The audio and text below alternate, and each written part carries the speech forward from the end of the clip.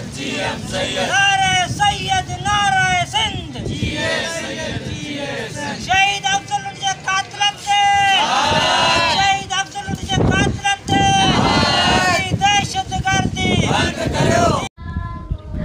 टंडो आदम में बेदर्दी से कतल थींदड़ सिंध के बहादुर सिंधी नौजवान शहीद अफजल लुंड जी नाक वयल खून में मुलवस कातिलन के गिरफ्तार न करण ऐं समूरे सिंध में वधी वियल बदअमनी खूनरेज़ीअ जे ख़िलाफ़ दड़ो शहर में जिस्कम ज़िलो सिजावल जे अॻुवाणनि अनवर मल्हा, कामरेड अज़ीज़ सूमरो, अशरफ सोलंकी जी अॻुवाणीअ में सूज़की स्टाफ खां पजारी पुल चौक ताईं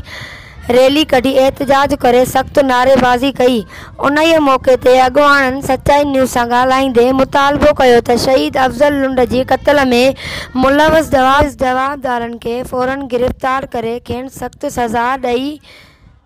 वारसनि खे इंसाफ़ ॾियारे सिंध में वधंदड़ बदअमनी ऐं खूनरेज़ीअ जो ख़ात्मो आणे सिंध में अमन अमान जी बहालीअ खे यक़ीनी बणाए बेचैनीअ खे ख़तमु कयो वञे।